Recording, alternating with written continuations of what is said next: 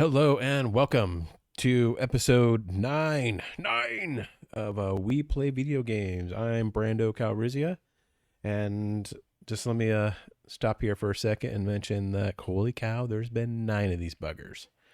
Um, I didn't even think I'd make it this far, but 9, that's a good number. Next week will be 10. Um, Meant to record this Sunday night like I normally do, but I have two things. I was yawning like mad. Like I just could not stop yawning. And I feel one come on right now because I'm thinking about it and no, not happening.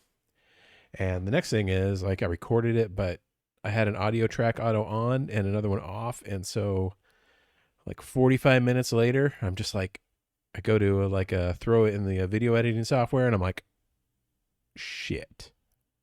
Whoops. That didn't work out too well. So now I got to record this all over again, which is, probably a good thing because I was a little ranty about Redfall. Maybe talking a little too good about it. I mean, to me, as far as like rating it, I'll just kind of come right out and say I'm not spending $70 on this game. I mean, I'm really glad I have it on Game Pass. So like it essentially cost me $15 for the month because I'm on Ultimate, so I can stream, yada yada yada. But yeah, so like this week, we'll get into Redfall in a second here, but this week I basically been playing Redfall. I played Ravenlok. I played some Ghostwire Tokyo, the Spiders thread. I think that's what it's called. I'll have to check that out right before I start talking about it. And also, last week I forgot to talk about the D&D game that I had last Sunday. Sunday what was that, the 30th? What was that, like April 30th? Yeah, so I'm going to talk a little about that, what went down. Some TV shows I've been watching. Not really watching a lot of TV shows. And also played some board games on Saturday the 6th. Card game and then the Gargoyles board game. So I'll talk a little bit about that. But let's get into it. The thing that everyone's talking about, Redfall. What's good about Redfall? Well, it was released, so that's a positive. And if you're watching this right now, this is a video I took on my PC. Now, if you've listened to any other one of these, and chances are you haven't, I mainly play on the Series X. I just find it a lot easier. I don't have to mess around with the settings as much. But I did spend about, 15, 20 minutes on the PC version and just started messing around and, came up with something good. I average about 100, 110 FPS on the computer, but it'll drop down to 80 at times. And then sometimes it just chugs, like it drops down to like 48, 49. So it is really inconsistent. And from what I hear, when people demoed the game a few months ago, for the big Redfall event, like it was a pretty solid 60 and they didn't really have any drops. So something happened between then and now. It's probably just the build that they were on, but everybody at the event thought it was going to be 60 FPS. Then they came out with 30 and everyone started freaking out, including me. I admit I was a little disappointed that it wasn't going to be 60, especially since there's been so many games coming out that will have like the quality mode and the performance mode. It's almost kind of a given these days when you think about it. But, whatever. It is what it is. It happened. It's not ideal. Let's get into like what I like about Redfall. Oh yeah. This is your friendly reminder before we get into what I like about Redfall to always drink water. Water is good for you. You should probably drink around 60 ounces a day for the average person. If you're like a tiny 5'1" person, you should probably drink a little less. But if you're like, 7 foot Andre the Giant, you should probably drink more. And, beer doesn't count as water. Although some people will argue, including Andre the Giant, he would argue that, 4 or 5 liters of Jack is enough water for the day. The guy definitely had a healthy appetite for alcohol. But So yeah, also like, subscribe, do me a favor. Really appreciate it. All right. So one thing I do like about this game is movement. Transversal, like getting up and down stuff, still not the greatest, but moving around, I mean, right here, like I said, this is recording from the PC. I'm using a controller. And, it's fairly good. It's not too bad. You also run pretty fast in this, faster than you would what you would normally expect for a first-person shooter game like this. Um, and let's see. Let's talk about through no matter its problems, has graphical problems. Yeah, the weapon selection is kind of terrible, and to be quite honest, I have no idea like what they were going for. They say, "Oh, it's going to be Borderlands," but this is not like Borderlands. The weapons are maybe I don't know. I don't know how many weapons there are. There might be like 10 AR type of guns, 10 like handguns, 10 flare guns. You have like steak shooters, not meat steak, but like wooden steak. Although if you cook your steak long enough, it becomes carbon like wood. They have like these UV guns that are pretty cool. I think if you're there's one right now up right on the screen. And so like the weapon selection is just poor, and you're kind of curious like what really happened with this? Why is there no weapon selection? And I don't know if it's just a feature that they cut.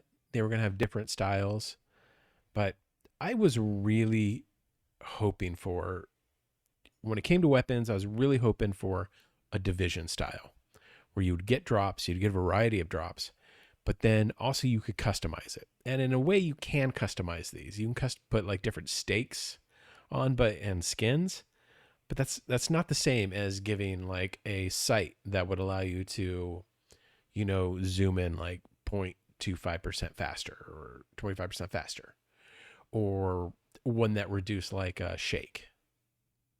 So, or like muzzles, extra clips for more ammo, stuff like that. Like that's kind of really what you would expect from a looter shooter. I mean, I can't remember if, like Destiny 2 doesn't do that, but Destiny 2 you can unlock so many freaking weapons, and ammo isn't really a big problem like it is in this game. Um, if you go to there's in safe houses and like the main mission bases, the main bases, you have an option to buy ammo, and unfortunately, it's just a one-time fee. So if you have full ammo and everything, but you need 3 bullets for your AR, you're spending, at least at my level currently, like 3,000 doubloons or gold or credits, bucks, whatever they call it in this. And that's not how you really should do a looter shooter. Um, the another problem, which nobody has really talked about, that if you're doing a looter shooter, where's the end game content? I mean, yeah, they have little dungeons, what they call like vampire nests, but they're pretty generic. Can't speak. They are like procedurally generated, right? So they have different sections that kind of like slot in together. So there is variety in there. I don't know if I've seen all of them yet, all the different sections, but I've seen a few. I got surprised the other day by having one that like had a Ferris wheel in it. So that was a nice touch. But there's no end game content. So once you're done, you're done. I don't see this game lasting or like keeping any, even with the problems. I don't see myself really playing this more than a week more. I mean, I'm in the second, and this is the second section right now. There's no real spoilers. I don't think I really go out. I'm just kind of walking around doing side quests. And even the side quests are very thin. But yeah, there's no end game content to keep you going. So just like Anthem, this is going to die. It's going to come out. People are going to play it. Might get fixed, and then more people will play it. Jez Gordon of Windows Central, as managing editor, says that he has seen a roadmap, so he knows one exists. but will really be interesting to see, how it progresses. So, um, as I said, the graphics aren't that great. I mean, you just look at the screen. I kind of this game, for all of its problems, gets me asking a lot of questions I wouldn't normally ask when it comes to a game like this.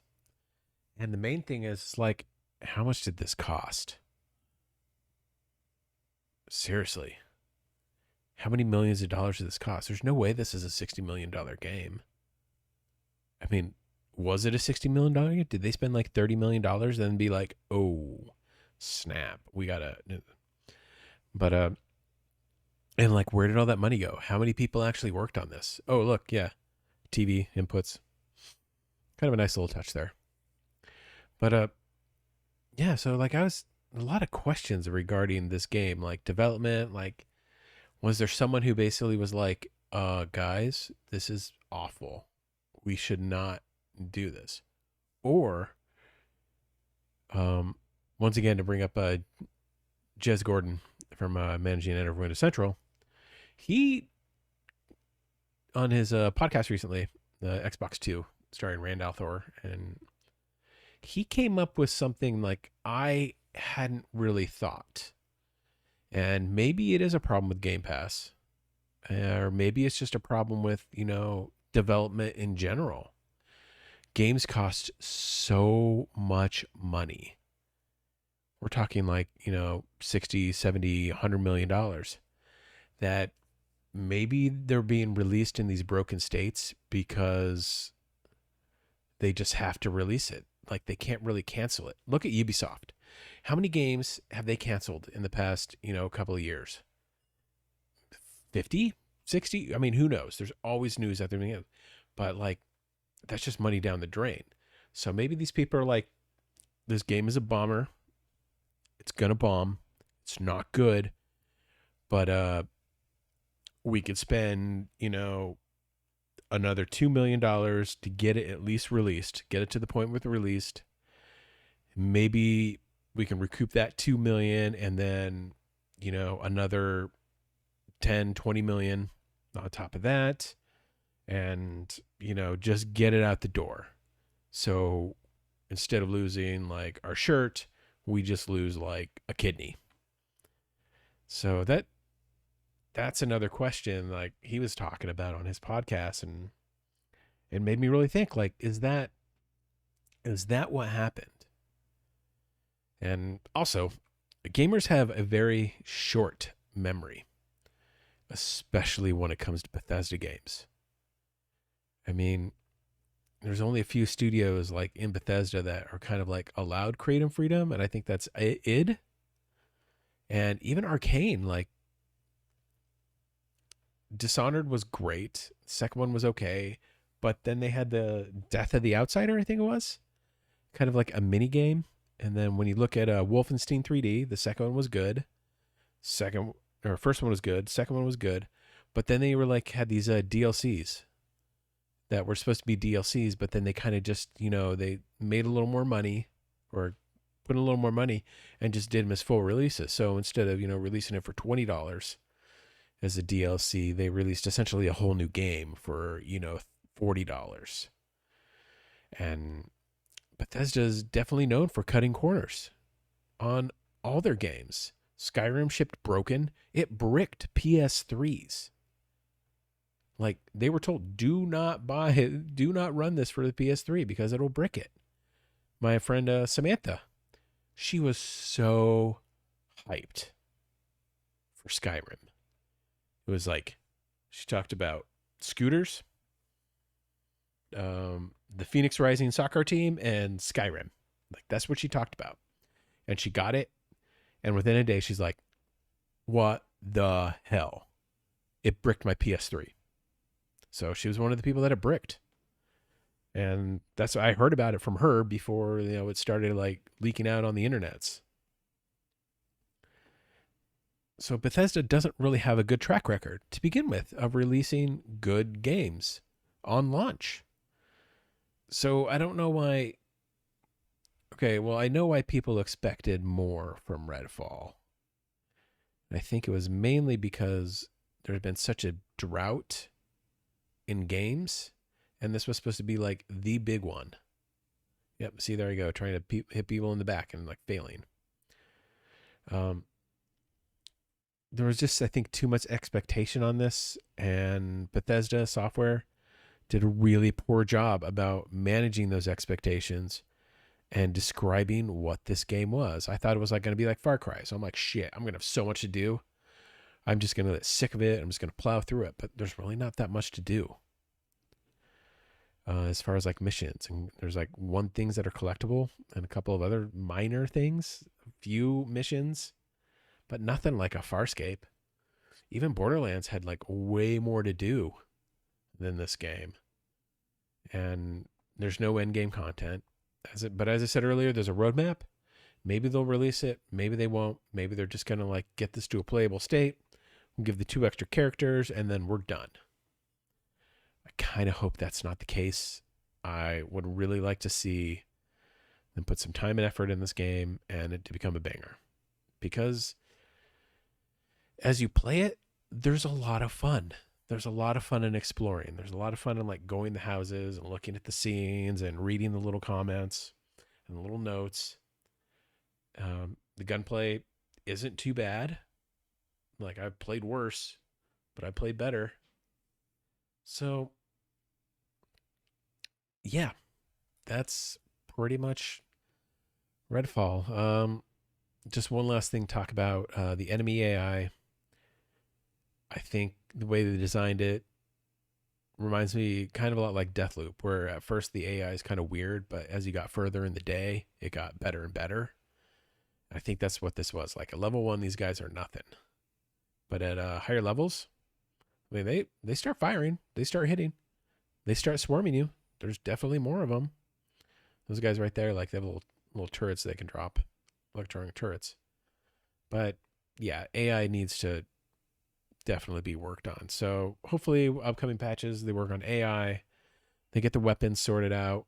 Graphics, I could really, I'm not, whatever. Get it to 60 FPS and start working on like the important stuff. Even the 30 frames per second isn't that, the 60 frame per second, sorry, isn't that as important as having a game that runs out of steam and the bad loot system.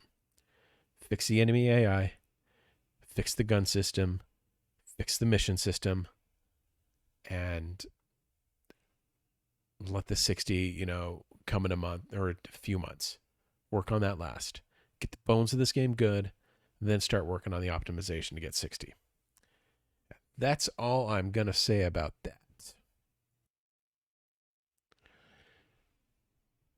So, another game that I have been playing, or that I started, I want to finish want to finish the game this week, is, oh my God, why do I keep on forgetting the name of this? Something of the Sea, Call of the Sea. That's it. Why do I keep on forgetting that? This is a game I played on Game Pass when it first came out. It was on sale on Steam. No, it was the Humble Bundle. There's like this strong female like leads, and so I picked up that for like $20. Got a shit ton of games, including Call of the Sea. And I think I got about halfway through it before where I put it down. I can't remember what else came out, but something did. And ADHD really kicks in sometimes. But I'm gonna really try to get through this game. It's something I've kind of been wanting to beat for a while. It's a very beautiful game, so yeah, that's it. All right, now let's talk about this sucker right here. The Victrix controller. I got a unboxing thing going on right there. Kind of got bored, so I'd just do a little unboxing. No, I don't really do unboxings. I probably should. I mean, I get enough fucking controllers that I probably should, but this thing was really surprising. Comes in a nice case, a little 25% off, a little scan thing. 25% off would have been nice before I ordered this, as I think I paid 180 something, 190 shipped, and there's a reason, but we'll get into that. So, as you see, it comes in a nice case, really reminiscent of kind of like all professional controllers these days. It's not too bad. Got a nice feel to it. One of the things you're going to see is, yeah, it's a modular controller. And the reason I got it actually is for the offset sticks, so I could play PlayStation games. There's just something about the PlayStation controller with the inline sticks. Like, it's really weird, but it had a problem like during the PS3 era with it. Like my thumb, it's hard to describe. The other problem is with the PS5 controller, like my hands get like cramped. I'm kind of old and arthritic at times, and like after a while, like my hands would. So, also carpal tunnel. If you do that trick and like your arms start to go numb, yeah. So I have carpal tunnel, a little bit of arthritis in the fingers from like too much controller play, too much mouse, too much keyboard. So I really wanted something that was a little offset and a little more comfortable. And as far as comfort, it holds a lot like an Elite controller. It is lighter. The Elite controller, I think, definitely has a heavier battery. When you compare the two, offset is a little closer on the Elite, but it feels good in the hand. Rubberized grips are nice, especially like on the top here, not necessarily the bottom.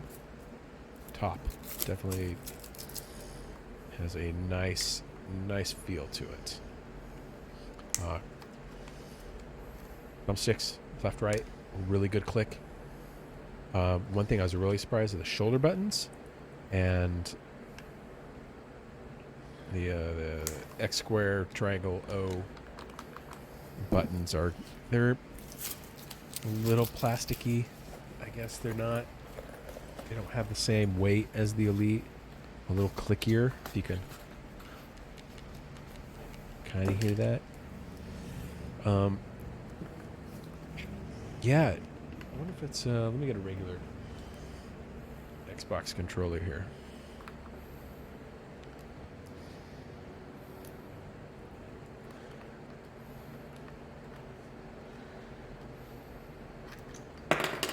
All right.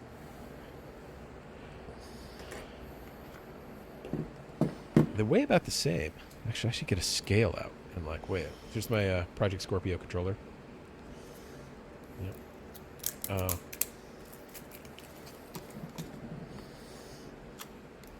Little click here. Triggers on the. Okay, so this is a. Which one is this? This is a 1708. Yeah, that's what I thought. So 1708, good triggers, good burn, good feel on the things. Thumbsticks feel nice. I mean, all around great controller. 1708. This, I think it's pretty good. I think it'll be pretty good. This, you're gonna hear the only downside to this controller, and this is something that kind of irks me. All right. Can you hear it? I don't know if you can hear that, like my noise gate. Yeah, it's just not good. So, yeah, that's the only disappointing. They don't feel good too, the triggers. You can adjust them. Little lines here go to make them like super short throw triggers. But then they feel even worse. And apparently, I haven't encountered this yet, but on some of the PlayStation games, because the throw of the trigger, like you have difficulty on some. Apparently on God of War Ragnarok, when you throw the axe, has some difficulty, but we'll find that out. I did play for a few minutes with and it wasn't too bad. So let's just get back to Redfall here. Yeah, that's it. So looking forward to that. This week I am between Redfall, Call of the Sea. I'm going to be playing Stray. Um, really, I've had that game for like a month now. I really need to return it, and if not, keep it. So I'm going to play it and see what happens. But let's get back to the show here. Back there. All right, water break. With this water break, now is a great time to remind you to drink more water. Water is good for you. Drink more water. Um, I'm pretty sure that Hulk Hogan drinks more water. Even the Hollywood Hulk Hogan drinks more water. You know who drinks water? Well, not the Macho Man Randy Savage. He's passed. Oh yeah, he's passed. But other wrestlers drink more water. Should always drink more water. And like and subscribe. Thank you.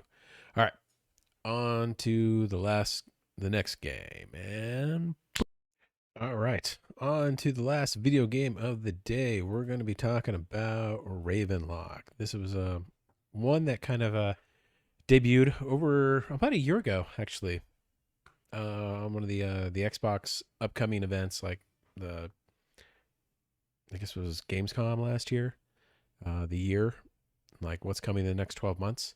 And I saw this and I went, I'm going to play that. Maybe not the dancing part. Like, I'm going to play this. This game looks really cool.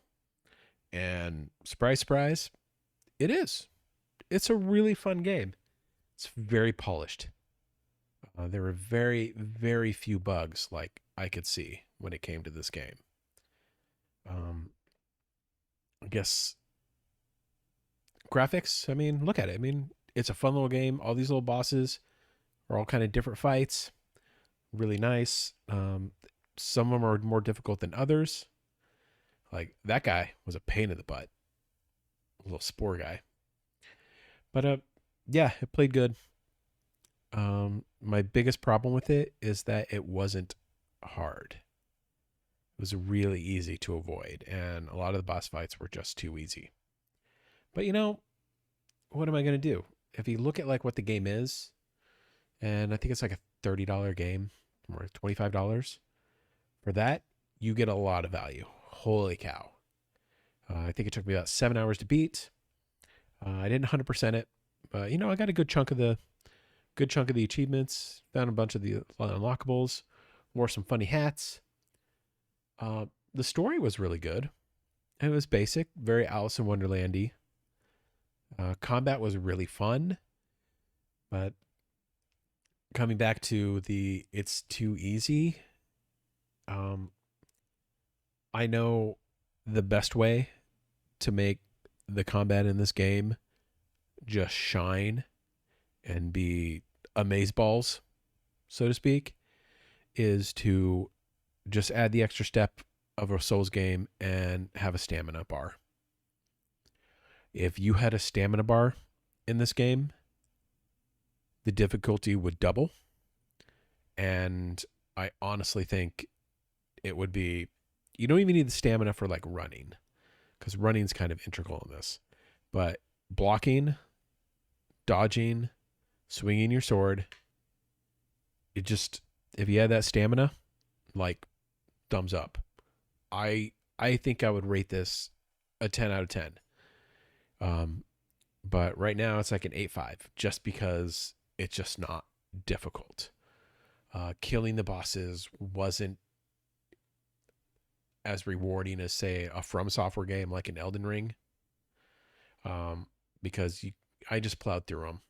I think I died on maybe one or two bosses, but for the most part, they were all pretty much a cakewalk. So yeah, like that's my only thing. It's just not difficult enough.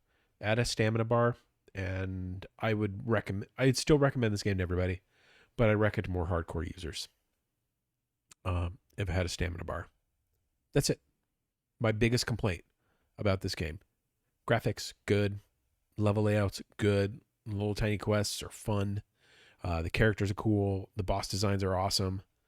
Um, yeah, that's it. That's Ravenlok. That's basically my recommended for the week. So, yep, play it.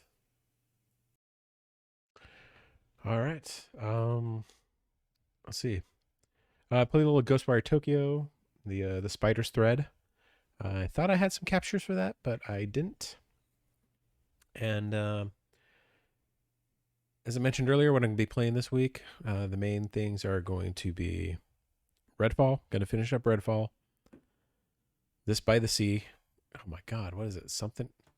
Why can't I never? Like, I just started talking about Call of the Sea. Call of the Sea. I'll remember it eventually. I know it's something by the sea, so Call of the Sea. I should probably write that down, otherwise I am just totally going to forget it. Call of the Sea. Damn it. All right, so Call of the Sea, Redfall, and Stray. So I'll get some recordings of Stray, and we'll just chill that out. Also, last week I had last weekend, or the weekend before last, I had a D&D game. I didn't really talk about that. Just to cue up, the adventurers were basically in the city. They tracked down a dwarf that they had like kind of made a deal with. They were going to go save his people from the tyranny of the fire lizards. And so they actually kind of made that promise again. And so they're going to go do that. And then they're also on a mission for the Harpers to detect like something else that's going on. Plague is starting to savage the land, and it hasn't hit my players yet. And it might. I don't know. I probably won't do it. But you never know. I might get spiteful. So they're going to actually finally start investigating that, which sucks because I got to go through all my notes and tell them everything, all the clues that I already gave them. So, but yeah, so they're on the thing. The funniest thing, it was so tragic. So a couple of games ago, they kind of outwitted a Cyclops. Cyclops are dumb. I mean, they're not the most intelligent. They're kind of fearful of magic, even though they're considered magical creatures, big giant monsters. And so we had one that like our bard like disappeared in front of him like a few weeks ago, and then they're going down and like escaped it. It was like a non-combat encounter, and it was no problem. I have no problem with non-combat encounters. In fact, a lot of times I prefer them. It's good problem solving. It gets people thinking. And so they encounter him again because it was roughly like the same area. So I'm like, I randomly rolled a Cyclops. I'm like, okay, yeah, let's do it. Let's have the same guy. And so this time she tried the thing again, and he started laughing, and like he threw a boulder at the boat they were on. So it shook the boat. And then they're like, okay, we're going to kill this guy. And I'm like, oh, come on. He's having fun, guys. You really want to kill him? They're like, yeah, we want to kill him. So it's like, okay. So they spend the first few rounds and they kind of whittle him down with range. And then the sorcerer comes out and essentially nukes him, does like 48 points of damage. He is like basically like second and third degree like char. So he runs for the river and he like jumps in the river because he's also blinded, I might add. But, you know, he knows enough, like smart enough to know that the river is in front of him. So he runs into the river to like stop the fire on his skin. And then the bard casts something like ridiculous laughter, where they laugh so hard that they have to go prone. So our Cyclops, our poor Cyclops, is blinded. He has second and third degree burns all over himself. He's on death's door, and the bard makes him have a fit of uncontrollable laughter. So he falls goes prone in the river and laughs himself and drowns. And his little body starts buoying up and down. And currently, as the boat is going down the river, the Cyclops is kind of slowly. The boat's getting a little further ahead of him because, you know, the boat, like, you know, can cut through water a little easier. But yeah, they killed the Cyclops by blinding him, burning him, and drowning him. The Cyclops was not a witch. It was not a witch, but don't tell him that. Um, then we asked in the end of the session a little bit early, because it's just a few more random encounters until they get to where they go, and then I need to spend the time to build up the fort and the encounters and roll the loot tables and everything. So I'm everything ready for the next game, because the next few dungeons, there's gonna be 2 dungeons next, and I think that's gonna take about 4 or 5 sessions. So in reality, it will take half a session, but I'm gonna kind of like irk it out, because whenever we get into like the dungeons and everything, kind of takes them a little bit longer than you would expect. So, and this is just a friendly reminder to drink more water. Water is good for you. Drink it. So far, in the last 35 minutes or so, I have drunken about 20 ounces of water. And, that's pretty good, especially since I had a workout earlier. So drink more water. As far as TV shows, I've been watching HBO's Succession, and other than that, I've just been kind of bouncing around. There's nothing been too interesting. Even Succession, like binging it, has kind of really, really drawn down. I'm in the 4th season now. The head father, Logan, has died on a plane, and the children are kind of scrambling for power, especially Kendall.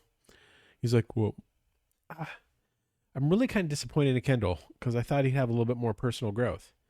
All his personal growth was thrown aside when his father said that on a piece of paper 4 years ago that Kendall was going to head the network, head the business. So now Kendall's like, it's on a piece of paper.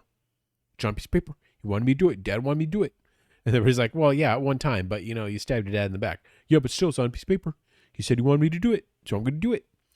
And yeah, it's also, they're horrible people. And I really have a hard time sticking with TV shows about horrible people. I'm sorry, but I like my TV shows, or at least my protagonists, to be good people. Good people may do bad things to further stories and plot lines, and they might be a tad selfish, but underneath, I want them to be good. And I just don't see that with any of these characters at all. Maybe Roman, in his own sick, twisted way, is the best character.